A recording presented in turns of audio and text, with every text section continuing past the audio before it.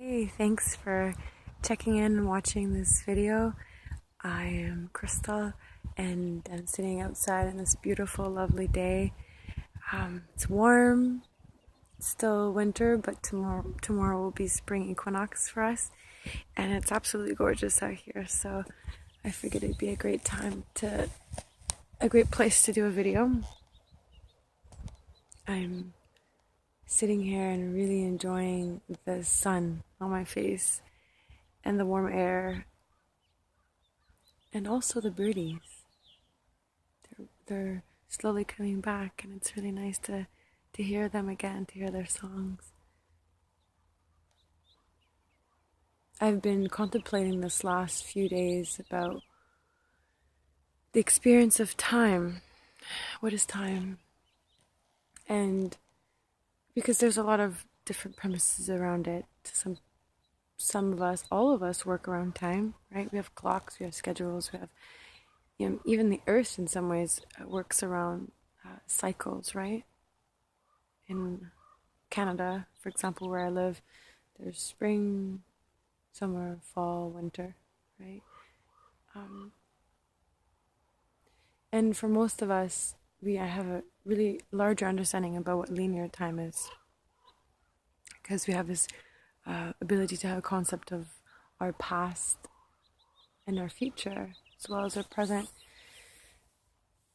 But lately I've been exploring the essence of what it feels like to be timeless, to exist in timelessness, and if it's possible.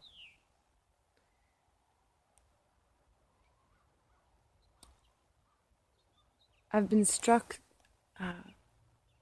by a deeper awareness of when I'm having my meditations, or I'm sitting quietly, or looking to intend on just relaxing. It's very clear how much the mind just loves to dance around in linear time, going into the past and future. And I just watched a really cool video about the science of the brain and how a big part of the now moment actually doesn't really exist. And in fact, usually in the now moment, the way our brain functions is that it's typically, because it works on time, it takes time to receive information. A lot of our moments are based on our brain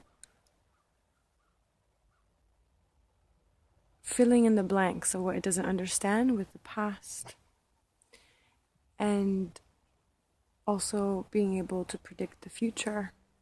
And I guess the video explains this in some ways about two men playing tennis together, and how one can strike the ball very quickly, and it takes the brain some time to actually conceptualize how fast the ball is coming.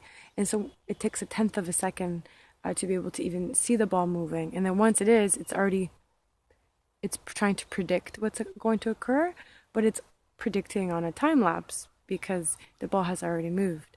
So I'm trying to explain it. Hopefully it makes sense. But the premise behind it is that someone that plays tennis often, their brain will get to a point where they can predict the future and be able to fill in the blanks with information that is pertinent to the moment. And sometimes what ends up happening is that they give another example, is if now your brain is trying to determine the future by something that is not constant, that's not predictable, like a fly, for example. How when you're trying to kill a fly, it can be so erratic. And so it's almost sometimes impossible to kill a fly, even though it's going even slower than a ball would, because it's unpredictable and the brain doesn't know what to do with it. Now, why is this important? Well, I was sitting here walking, I'm like, okay, so there's a challenge here. The brain does a lot of the work for us, but it's like it almost has its own ego. It doesn't want to admit that it doesn't understand what's going on, that it can't fully have the full picture of the moment. So instead of just relaxing into it, I guess you could say, it just fills in the blanks with past experiences, and then based on predicting the future, trying to predict the future, which is helpful a lot, but sometimes isn't. And you could bring that now while you're sitting looking to meditate or looking to embody the moment, especially when you progress in your practice, especially when you have a lot of change that occurs in your life where you're looking to do a lot of change and it is actually happening.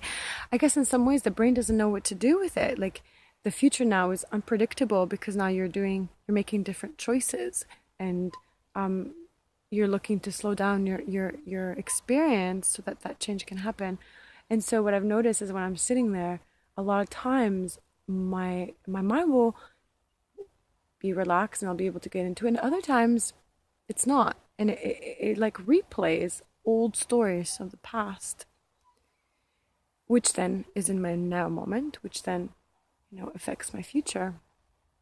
So I've been in this predicament of like, so it's obviously a matrix that our brain, our bodies, our society has created where we're constantly replaying the past, and there must be like a loop out of this, and there has to be, because there's been, so many teachers and sages that have pointed the other way towards a greater understanding of ourselves and the world. And so it brought me back to what I've been self-teaching, or what I've been noticing that helps me when I notice my mind wanting to do that, is bring my attention to my heart, right?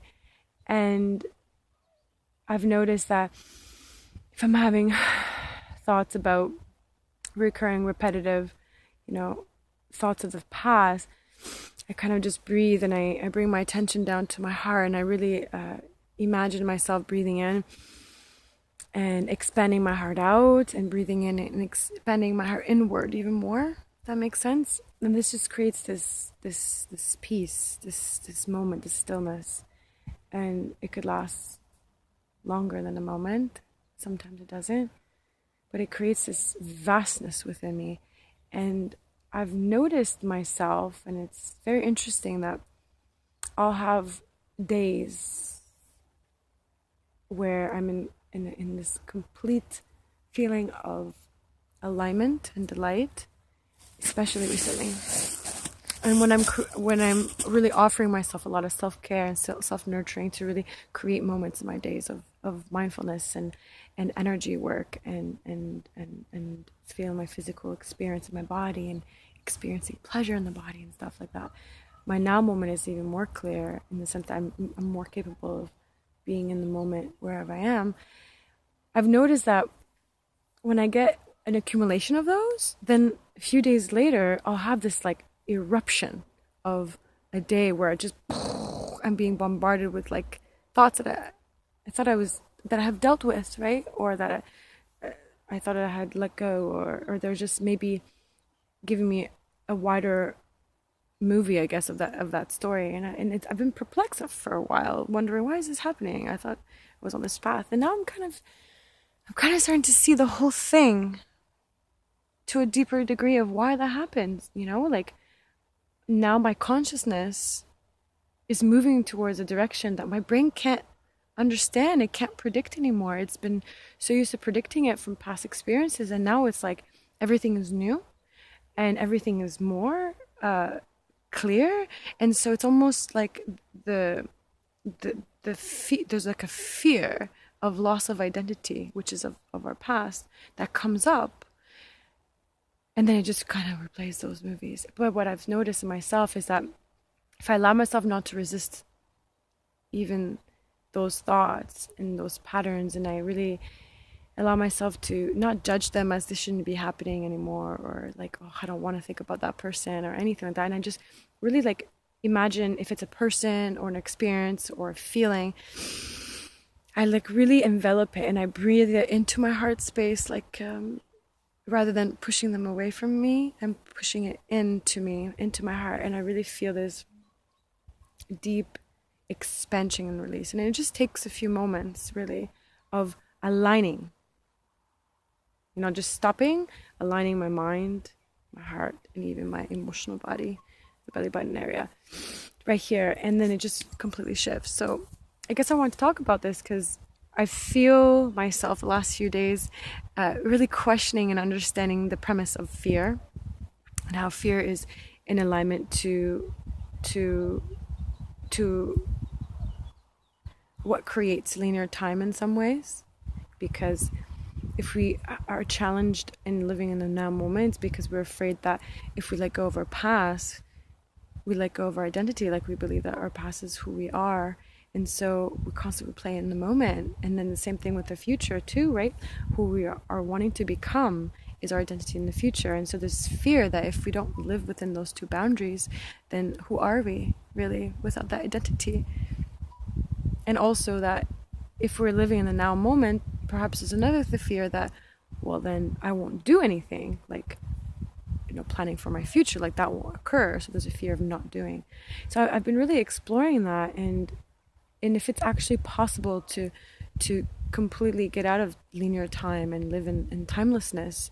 And I really don't know if that's possible. I think that we're moving towards embodying the paradox rather than moving in polarities. I think once upon a time the infinite was created in timelessness, and then the infinite began to, like my teacher explains, to really start to question its experience or wanting to recreate it, which created like linear cyclical time.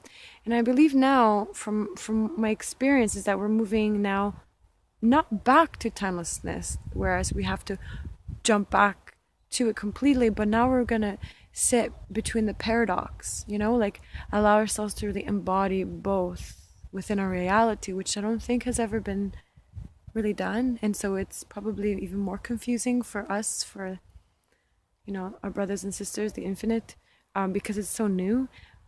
So it's really about not rejecting one aspect of life over the other, and really, for me,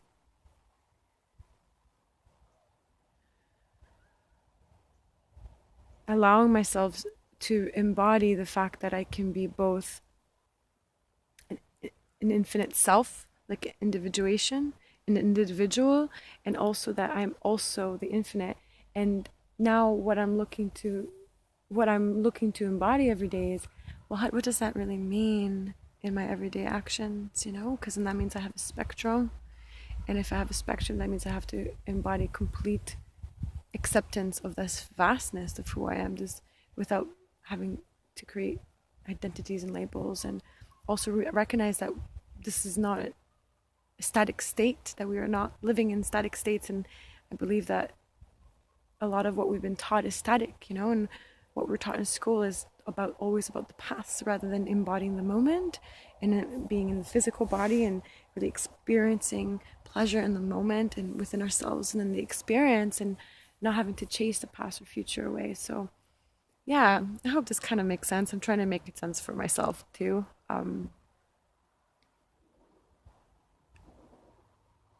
This unfolding and refinement of who I am is beyond me, and every day I'm being faced with so many new truths, and then, like my teacher has explained, that isn't, the next day isn't relevant anymore. It's just constantly changing and transforming and transmuting, and I guess I'm becoming more able to go with that flow and to be receptive to it and not to be stuck in one way. And it's very challenging for I think the identity, the fears that we have to our identity and to who we associate with who we are, because it's constant flux and change.